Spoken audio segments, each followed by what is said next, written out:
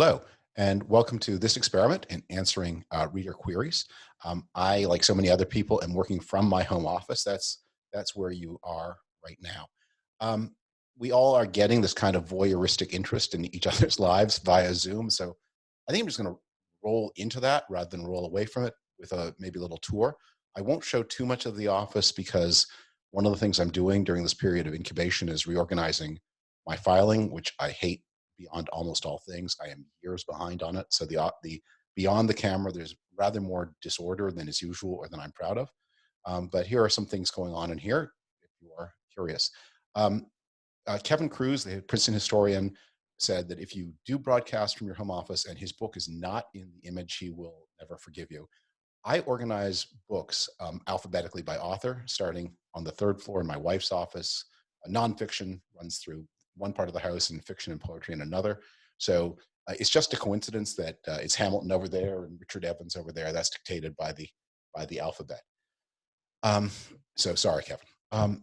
I have some pictures that are at the desk where the setup is. There are normally a lot of family photographs on it, and again, for voyeuristic reasons, I thought I'd need a tour. This picture has been on my desk since 1987. This is a photograph of my wife, Danielle.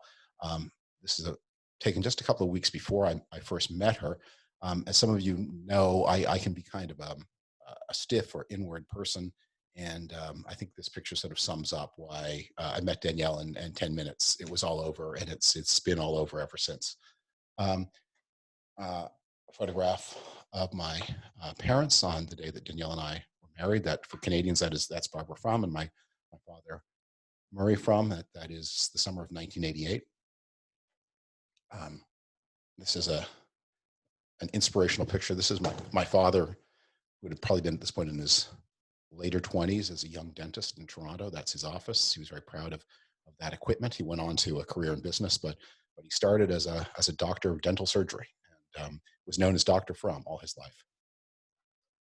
After my mother's death, in very young age, 54 in 1992, the government of Canada honored her with a stamp, which I've framed here, and that is a picture of her taken again shortly before her untimely end. And then me with my youngest daughter on a summer vacation. All the kids are represented. That just happens to be the one that's on the desk. And then this is a picture just around the time our first daughter, Miranda, was born, of Danielle and me. It's taken by a friend. And I always like that picture of her. And then this, I wasn't sure whether to show it or not, but I have this kind of, if you follow my Twitter, you know I get a lot of comments on my service to President George W. Bush. And this is a note from, just like you can't read that in the light, but sent by him just after I left government service. I don't think I'm going to talk about that today, but if this series does continue, if we make a practice of this someday, I will. I've written a little bit about it, but the time's coming to talk more. I wrote a memoir of my time in the Bush administration. I think I can say this all these years later. I did the very unwise thing of also keeping a diary while I was there. And I drew on the diary for the memoir, but I only drew on bits of it. Someday I'm going to do something fuller about that time in my life.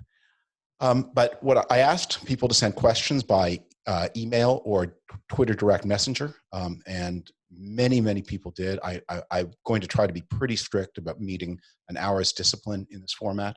So I don't know how many of these I will get to. And certainly this is just a selection from the many excellent and thought-provoking questions I got. One of the things there's a lot of complaining about Twitter as a social medium. I have to say, I mean, we all understand the negatives about it, but for me, I have met so many remarkable, fascinating people because of it. And I've developed relationships. Some of those relationships, are kind of one-sided. They're in your head. People are talking to you and you know all about them, and somehow you don't connect. But I really am great. And these questions just confirm in my mind just how grateful I am to all of you, and what a wonderful group of people I get to interact with via this social platform. The first question, I asked permission. Some of these people's names or handles I will give. I have their permission. In other cases, if there isn't permission, I won't do that. So the first question is from Alice Radley, who is a regular reader and commenter on the blog. Said, "When will your new book be available as an audiobook? You may use my name handle." Um, I'm going to start here, not just because authors are impossible, although authors are impossible, but also it's sort of for those who are not numbered among the sick and the fearful, just trying to get along with our lives. That what has happened to authorship is sort of what in the story of my book is sort of a symbol of what is happening to so many people's work. It was originally projected to be published on the 5th or 6th of May. It was bumped back a week to the 12th of May, and it was bumped back again to the 26th of May. And that reflects the difficulty of manufacturing physical books and moving them to every bookseller you want to have them, especially the independent booksellers who are under so much strain. They have a particularly difficult time getting books from the warehouses. The audiobook will be released on the 26th. I read it myself this time. If you are minded to read the book, I would ask, please consider purchasing it from an independent bookseller. And if you are minded to purchase it from an independent bookseller, please give them some time in advance because they are having so much trouble managing their inventories. If they know what to order, they just are much less at risk. One of the things about authorship is we're paid in advance. I'm already paid for the book. But whether my publisher gets their money out and whether these independent booksellers who are so vital to our literary culture, whether they survive, depends on these kinds of orders. And if you order it as an audiobook, of course, it will be delivered immediately on the 26th. Grant Rich from Portland, Maine, and again, I have his permission to use his name, asks the first of a series of questions about the Trump administration that I'm going to take on. And he says, given that we have a system of checks and balances, why is Trump getting away with so much corrupt activity? What are the things that he's doing that should be checked by law and it's not? What are some gaps that should be plugged by the next administration and Congress? I write a lot about this, but I want to say something more general and answer the question rather than the nitty gritty answer that perhaps Grant was looking for. There was a phrase that circulated in the first months of the administration and continues sometimes to circulate, LOL, nothing matters, as if all the things that Trump is doing, he gets away with. I've never thought that was true. I think what actually has been the story of the Trump years is that everything matters. It's just there's a lot of everything. It takes a long time for the great public mind of this vast continental country to make itself decide and make itself act, and then to find the time for acting. And I sometimes think that the relationship between the American people and Donald Trump is like that of between a husband and wife, where the wife has decided to serve divorce papers on the husband just as soon as the children go off to college. And then all through senior year, the husband commits one atrocity after another. The wife's friends say to her, why don't you do something about that? And she just keeps mum because she's got her date. She knows the kids leave for college, the papers will be served on that day. Until then, what's the point of making a fuss? What is it going to accomplish? I'm just going to have an unpleasant scene. My mind is made up. And I think for the great majority of the American public, that decision is made. If they are allowed to vote and to vote fairly, that's a big if. I think they've decided to render judgment. Now, I think we have learned a lot of things about gaps in the way the American government works. One that I think we're all suddenly very mindful of in wake of this terrible story about the acting Secretary of the Navy and the USS Theodore Roosevelt is the creation of acting secretaries in place of Senate confirmed secretaries is an administrative convenience because it was assumed that the president would, of course, somebody might get sick, they might retire, they might die, you have to fill the job, but the president will, of course, hasten to bring forward a proper nominee who would then be confirmed by the Senate. The idea that a president would choose to ignore the advice and consent requirement of the Constitution for the cabinet, and the Senate would allow it to the degree that the present Senate has, that never occurred to anybody.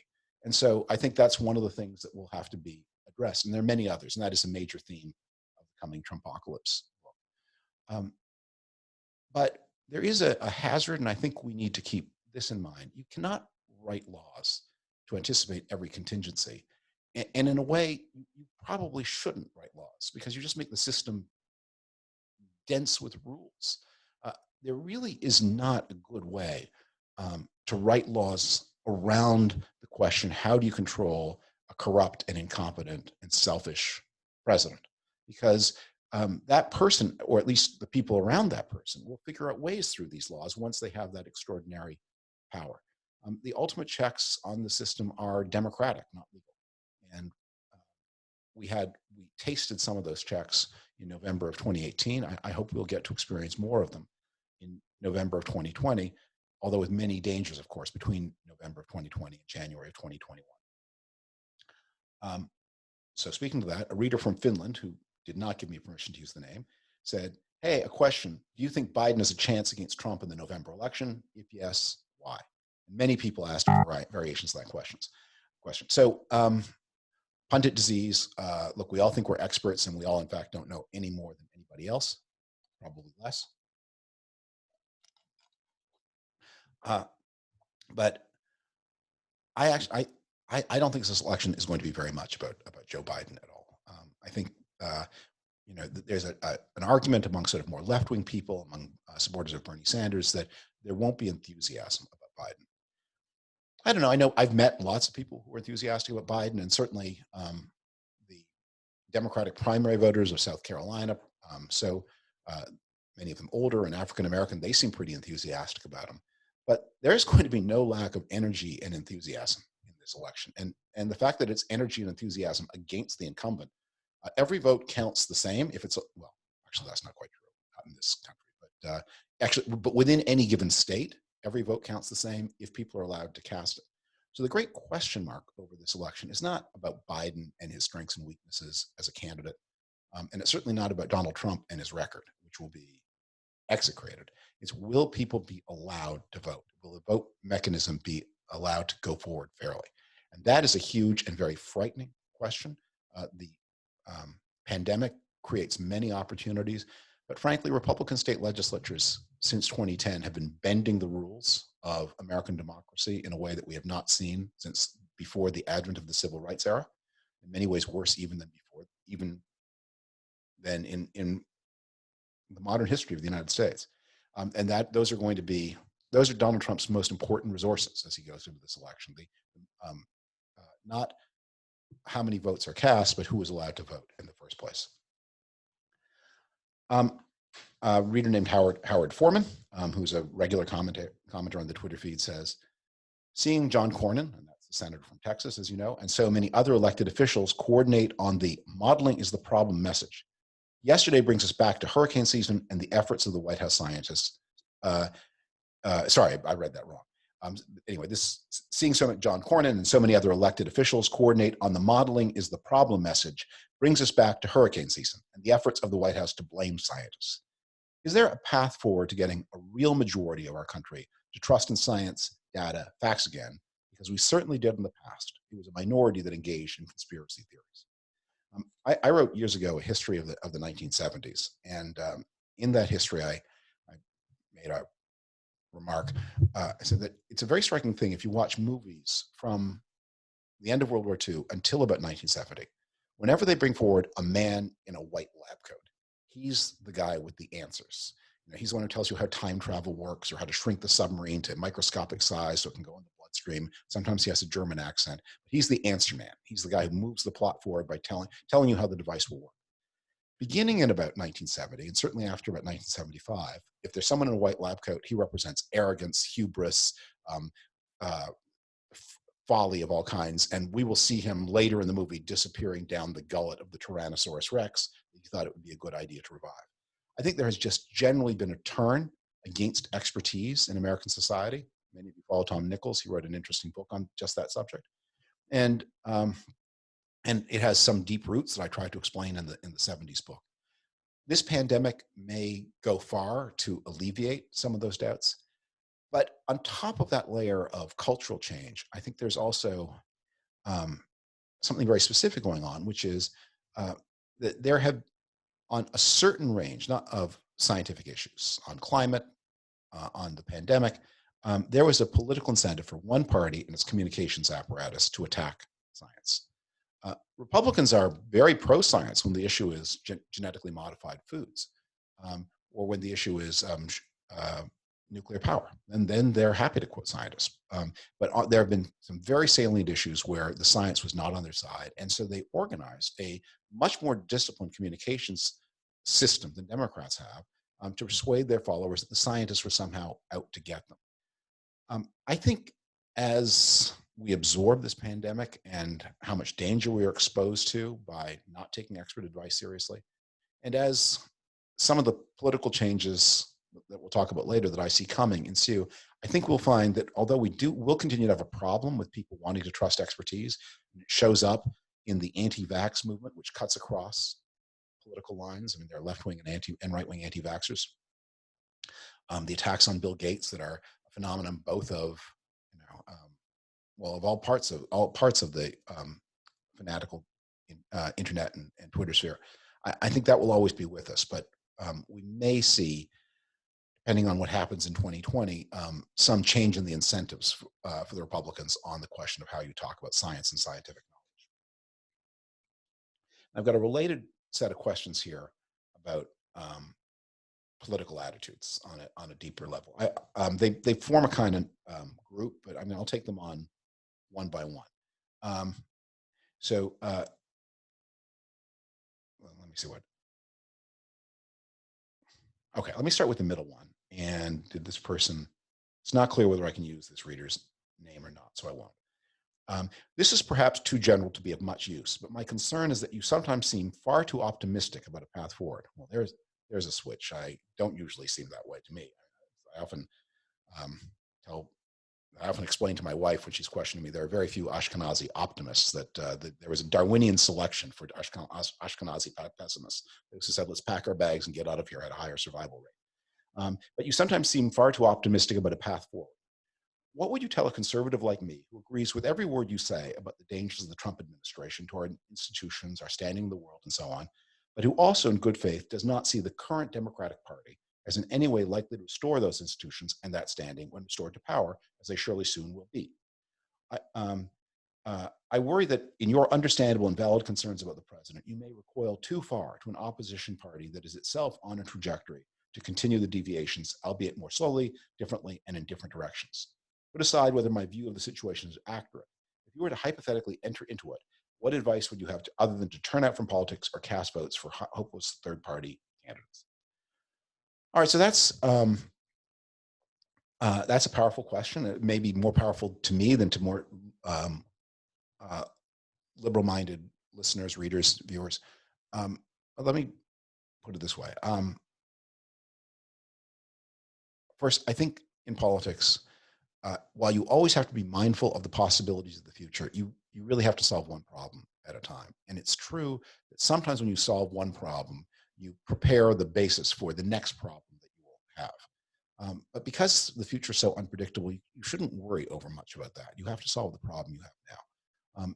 And right now, the problem is, how do you replace President Trump and the permission structure that surrounds him with somebody more reasonable? And I certainly hope that that will happen in 2020. There are, I think, just generally throughout the developed world, extremist tendencies on left and right that are stronger than they used to be. That's maybe the aftermath of the Great Recession, the aftermath of the Iraq War, maybe other things driving it too.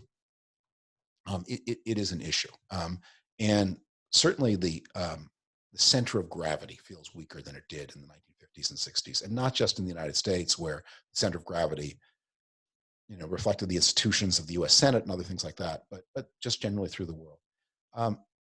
That said, I really do hope that out of the experience of the Trump era, we may see a kind of reorganization of politics in a way that strengthens that. And it is true that the Democratic Party rejected Bernie Sanders in favor of Joe Biden, and not just by a little, but quite decisively.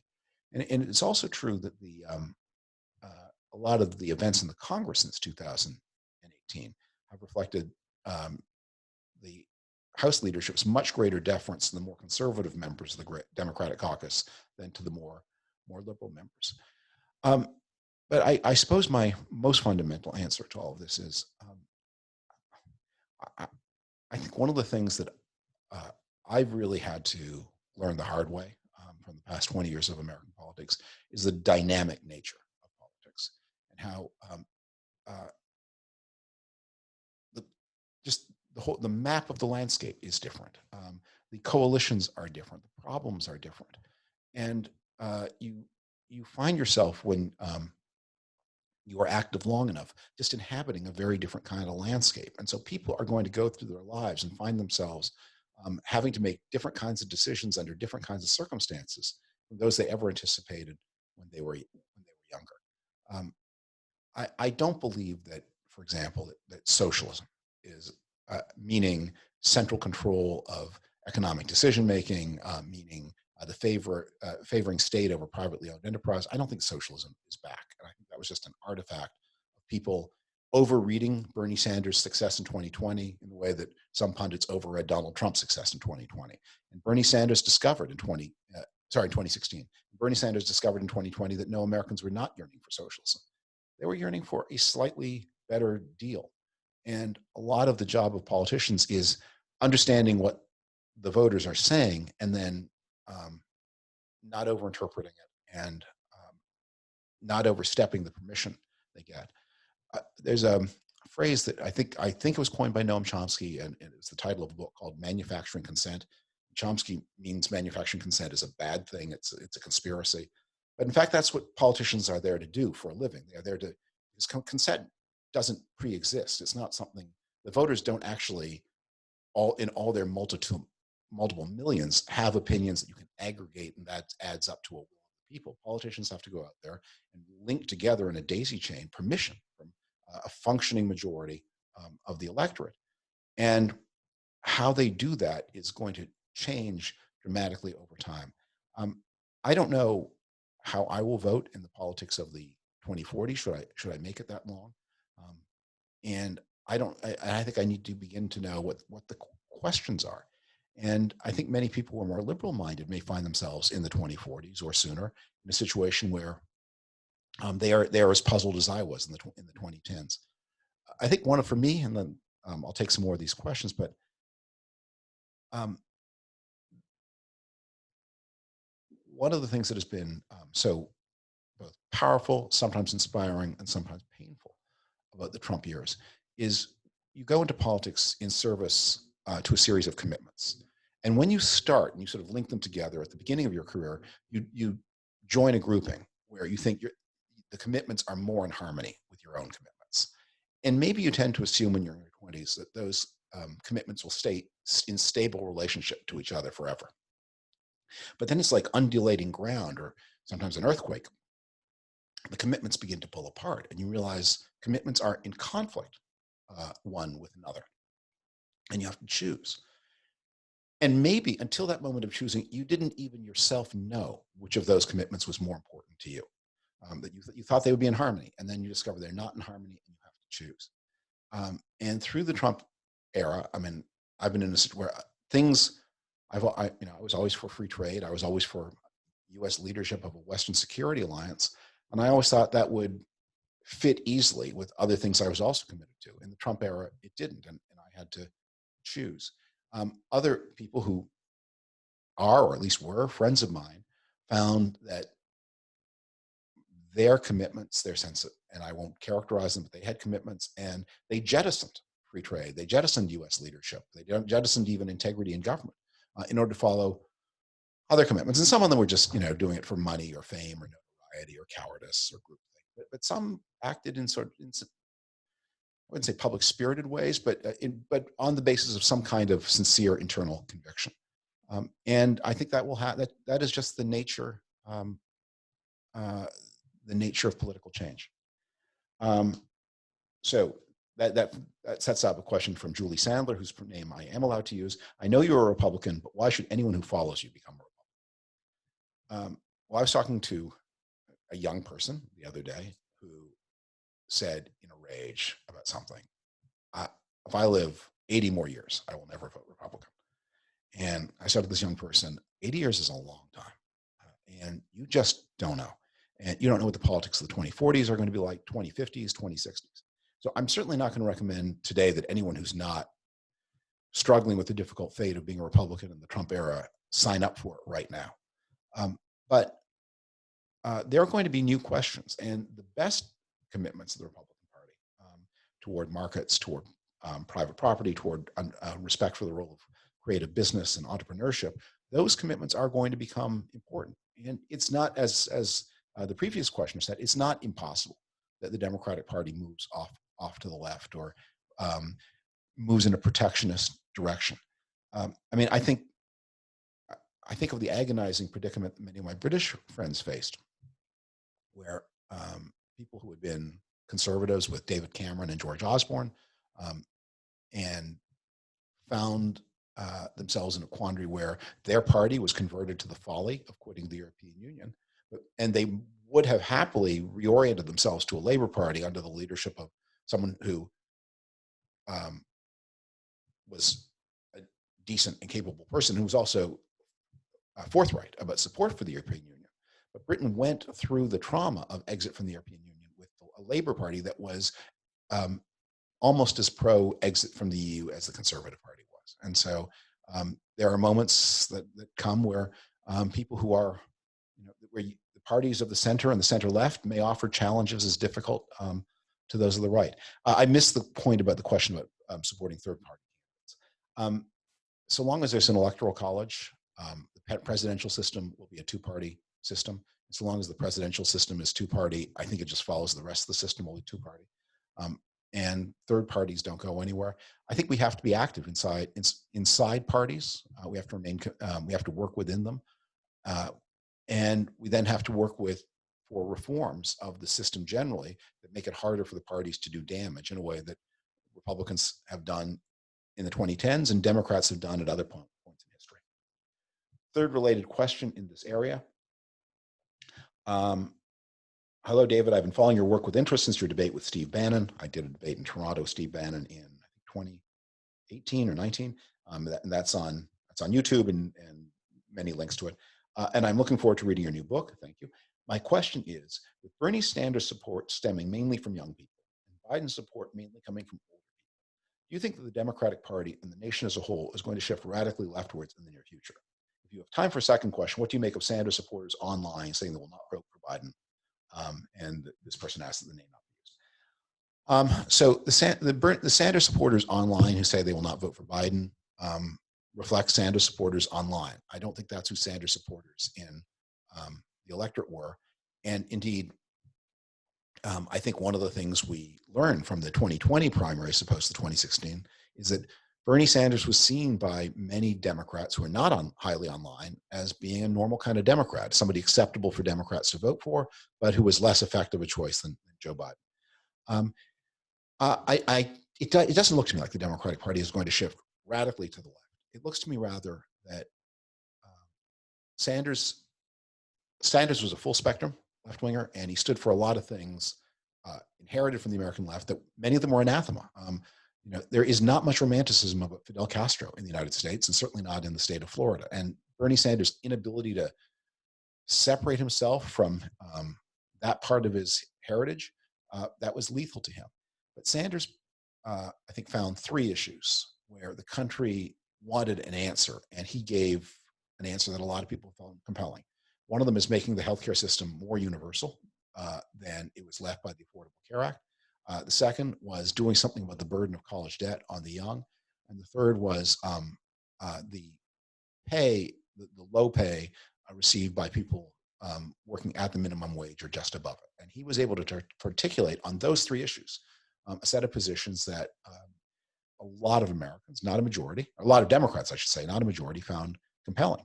And I often think that the way democratic politics works is this great dynamic system shows you where the discontent is. And the job of political leaders is to compete to offer remedies to the discontent. I think there's an old saying that the foot knows where the shoe pinches. So people tell you what their problems are, and then politicians compete to solve them. Medicare for all didn't work as an answer because many voters began to realize, well, this means taking away the healthcare insurance that I personally have, and those who are more content with their health and care insurance wouldn't vote for it. But the idea that the system needs to become somewhat more universal, that is obviously a powerful incoming idea. The idea that something needs to be done about the burden of student debt. I mean, Sanders's answer would simply have given permission to colleges to keep raising their tuition forever, and that's not the right answer. I think that the better answer is to understand, why do colleges feel that they can feel so exempt? And I talk about this in the new book, and some of this has to do with states diverting money from higher education to fund the rising costs of Medicaid. Some of it has to do with colleges abusing their pricing power, and those are the places where I think the energy of politics should go. But he identified something that was real. And after this pandemic, when you think about, you know, I'll just be personal with this. So no one is having a good time, but some of us are having a more comfortable time than others in isolation. Some of us are safer than others, I'm mindful that my relative comfort, my relative safety through this problem is made possible by the risks and hard work of people with fewer choices, who are very ill paid and who are driven to make their choices by being very ill paid. And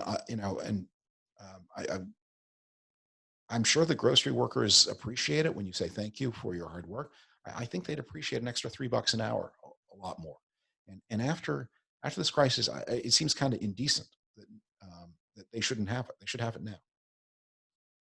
Okay, we're coming to the end of our time, and there's two more questions here, three more. I don't have permission to use this.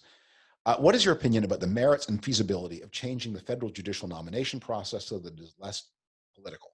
And can anything be done to remove or hold accountable all the unqualified and ideologically motivated judges that have been installed over the past few years that won't itself be seen as ideological and anti-democratic?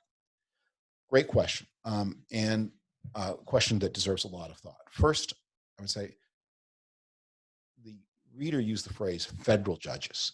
The real problem, most of the American judicial system is, of course, at the state level, and the selection of judges at the state level is really a problem.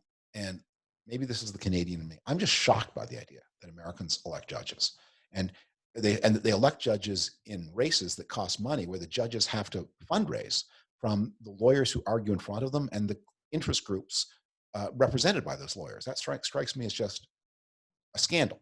And so if you're asking, my number one recommendation is judges should be appointed. They should be appointed by governors. They should be confirmed by state senates.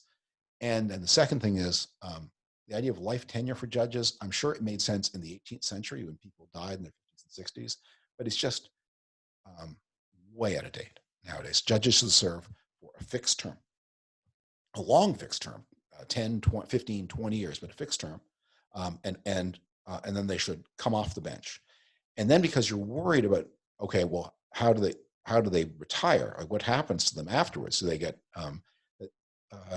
they should be paid better than they are, but then there should be very strict rules about what they can do after their judicial service, and that will be hard to write, but there should be some limits on it, so that people don't rule a certain way from the bench with an eye to their post-judicial employment possibilities.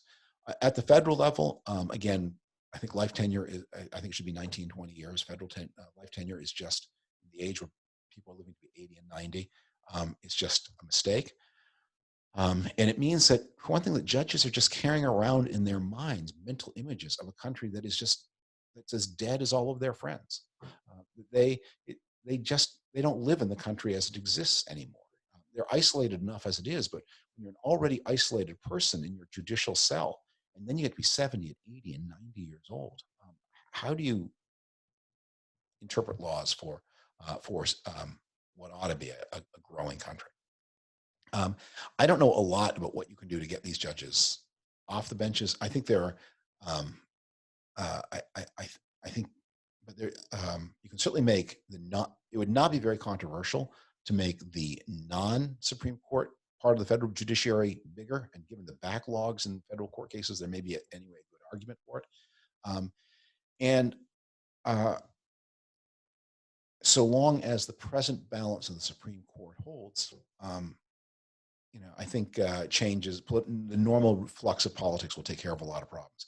I am very worried about what happens if one of the older liberal judges were to die or be forced off the court before the election, and then President Trump and Mitch McConnell were to install a friendly judge, especially given the litigation we expect we can expect about Trump's business records and about what may happen coming out of this election. That is a very frightening possibility for another time. Last question, and then we'll wrap it up for the afternoon.